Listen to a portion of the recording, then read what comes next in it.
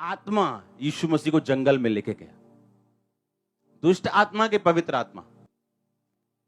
जंगल का मतलब होता है परीक्षाएं।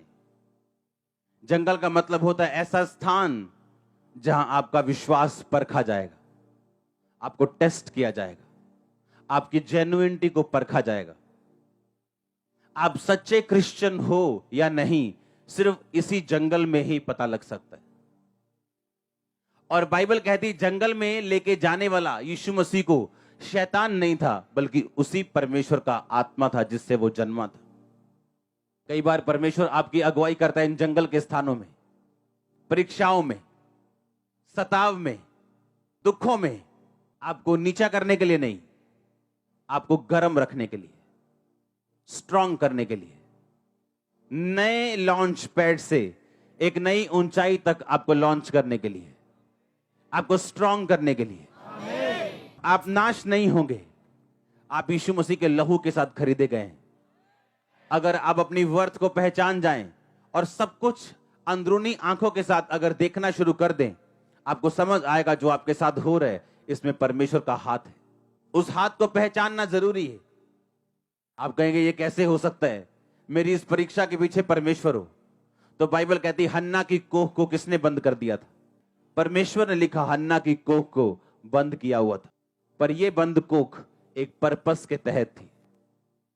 आपकी बंद चीजें खुदाबंद में आने के बाद भी किसी पर्पस के लिए, किसी मकसद के लिए। जब वो खुलेंगी आपको समझ आएगा। खुलेंगे अपने टाइम में, आपको निराश नहीं होना। बाइबल कहती है कि 40 दिन और 40 रात वो निराहार यानी कुछ नहीं खाया उसने। और लिखा जब ये 40 रोजे बीत गए तब उसे भूख लगी। और परखने वाले ने कहा ये पत्थरों को बोलिए क्या बन जाएं। 40 दिन के बाद ही क्यों? 30 दिन के बाद क्यों नहीं? उसे भूख 10 दिन के बाद क्यों नहीं लगी? 15 दिन के बाद क्यों नहीं लगी? वो कब आया? जब 40 रोजे खत्म हो चुके थे और उसको मालूम था कि अब ब्लेसिंग, वो सामर्थ, वो अभिषेक बहुत नजदीक है। वो सिर्फ इतना नजदीक था कि यीशु मसीह के परखे जाने के बाद वो रिलीज होने वाले था यीशु मसीह के ऊपर। अगर आप इन अध्यायों को ध्यान से पढ़ें तो बाइबल कहती है कि प्रभु यीशु मसीह इन रोजों के बाद और इन परीक्षाओं के बाद आत्मा की सामर्थ्य से भरे हुए वो लौटे। यानी इन रोजों में यीशु मसीह को सामर्थ्य मिली थी, अभिषेक मिला था। और शैतान ये बात जानता था कि 40 रोजे सक्सेसफुली पूरे हो चुके हैं, अब इन्हें खत्म कैसे करूं या मैं इन्हें व्यर्थ कैसे करूं। कई बार जब आप अपने लाइफ के पॉइंट में होते हो, आपका ब्रेक थ्रू नजदीक है, आपकी ब्लेसिंग बड़ी नजदीक है, पर आप देखते हो ये क्या हो रहा है, ये मुश्किल मुझे क्यों आ रही, ऐसा मेरे साथ क्यों हो रहा है, ये ट्रबल अब मुझे क्यों आ रहा है।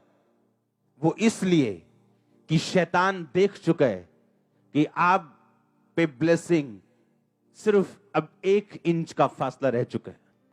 और जब वो देख चुके हैं, वो ये चाहता है कि आप परख में फेल हो जाएं। और इसीलिए परमेश्वर ने कहा इंसान अकेली रोटी से नहीं परंतु परमेश्वर के मुख से निकले एक एक वचन से जीवित रहेगा। और यीशु मसीह ने उसे वचन से जवाब देते गए, वचन से वो बोलते गए। और बाइबल कहती है उसके बाद जब शैतान चला गया, यीशु मसीह आत्मा की सामर्थ्य से भरे हुए वापस लौटे। यानी वो डिवाइन पर्पस, वो ईश्वरीय काम, वो ईश्वरीय बुलाहट, वो खुदा की योजना जो खुदा ने यीशु मसीह के लिए रखी थी, वो पूरी हो चुकी थी। इसका मतलब अगर आप यीशु मसीह के संतान हैं, आपके लिए भी एक प्लान है परमेश्वर का। उसका आपके लिए भी एक डिवाइन योजना है, ईश्वरीय योजना है। वो पूरी कैसे होगी? जब आप अपनी परीक्षाओं में सफलता के साथ पास हो जाएंगे। और याद रखो, जब शैतान सबसे गर्म हो, आपका ब्रेक थ्रू सबसे नजदीक है।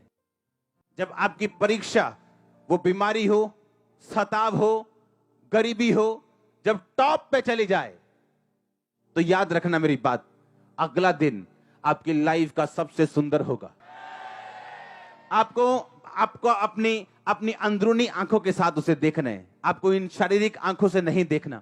आपकी टेस्टिमनी बहुत करीब है, इसीलिए शैतान डरा हुआ है, इसीलिए वो घबराया हुआ है।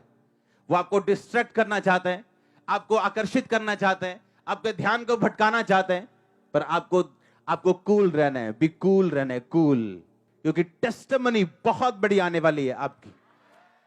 मैं आपको सच कह रहा हूं, वेरी वेरी बिग।